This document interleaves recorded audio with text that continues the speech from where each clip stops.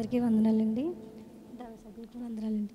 మనందరికీ బాగా తెలిసిన దానియేలు గారి గురించి కొన్ని విషయాలు నేర్చుకుందామండి. దానియేలు గ్రంథము 6వ అధ్యాయం 9వ వచనం చదువుకుందామండి. కాగా రాజగు దర్యావేషు శాసనమును రాయించి సంతకము చేసెను. ఇట్టి శాసనము సంతకము చేయబడినని దానియేలుకు తెలుసుకొనెను. అతడు తన ఇంటికి వెళ్ళి యథాప్రదముగా అనుదినము ముమ్మారు మోకాళ్ళుని తన ఇంటి పైగది కిటికీ యెరూషలేము తట్టునకు తెరవబడి ఉండగా తన దేవునికి ప్రార్థన చేయగా ఆయనను స్తుతించి వచ్చెను. దానియేలు గారంటండి రాజుకు దర్యావేషు ఒక శాసనం అనేది ఇచ్చారంటండి. ఏంటంటే ఆ శాసనం, నాకు తప్ప మరొక ఏ దేవునికి మీరు ప్రార్థించకూడదు, ఒకవేళ మీరు అలా చేస్తే సింహాల బోన్లో పడేస్తానని చెప్పేసి ఒక శాసనం ఇచ్చారు. ఆ శాసనం దానియేలు గారికి తెలిసినా సరే దానియేలు గారు యథాప్రకారంగా తన గదిలోకి వెళ్ళి యెరూషలేము వట్టుకు కిటికీ వైపు తెరిచి ఉంటే అక్కడ రోజుకి ముమ్మారు ప్రార్థన చేసుకుంటూ ఉండేవారంటండి.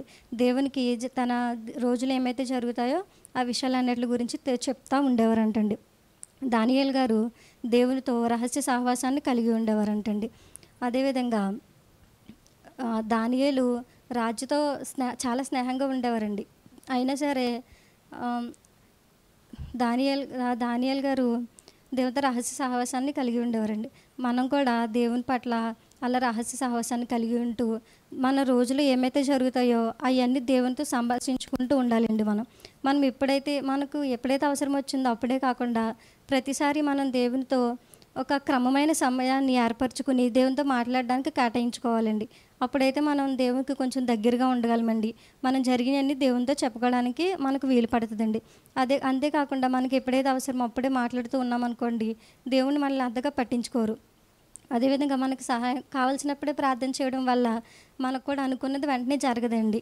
మనం ఎప్పుడు దేవునికి దగ్గరగా ఉంటూ మనం అనుకున్నది మనం చేసే ప్రతి పని రోజులు ఏమైతే జరిగినాయో అన్నీ దేవునితో చెప్పుకుంటూ ఉండాలండి మనం. అదేవిధంగా దానియేలు మాత్రం కాకుండా బైబిల్లో ఇశ్రాయేలు ప్రజలు కూడా ఒక క్రమమైన సమయాన్ని కలిగి ఉన్నారండి.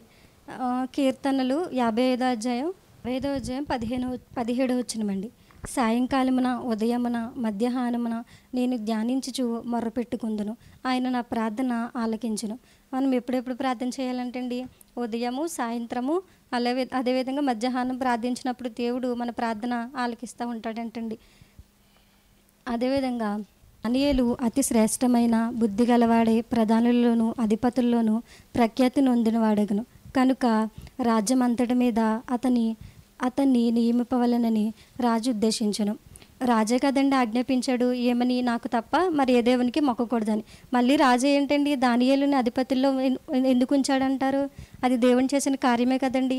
దానియేలు రోజు ప్రార్థించడం వల్లే కదా దానియేలుకి దేవుడు అంత మేలు చేశారు, ప్రఖ్యాతి నొందెను. గనుక రాజ్యం అంతటి మీద అతను నియమించిన రాజు ఉద్దేశించను. అందుకు ప్రధానులను అధిపతుల్లోనూ రాజ్యపాలన విషయంలో దానియేలు మీద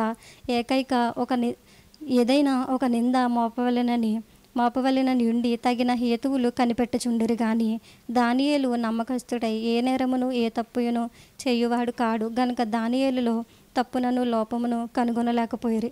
అక్కడ ఉన్న వాళ్ళు అనుకున్నారంటండి, దానియేలులో ఏ లోపమైన ఎతకాలి, రాజుకి అది చెప్పాలి, అప్పుడు రాజు దానియేలుని అంతలా చూడడు అని చెప్పేసి అనుకున్నారు. కానీ దానియేలులో ఏదైనా నేరం కనిపించిందండి? వాళ్ళందరికీ ఏ నేరం కనిపించలేదు. దానియేలు ఎప్పుడు యథార్థవంతుడిగా ఉన్నాడండి. మనం కూడా మన నిత్య జీవితంలో యథార్థంగా జీవించాలండి. అదేవిధంగా దేవుని యందు మనం ప్రార్థించడానికి క్రమమైన సమయాన్ని కలిగి ఉండాలండి. ఈ చిన్న వాక్యం దేవుడి దించండి, ప్రార్థన చేసుకుందామండి.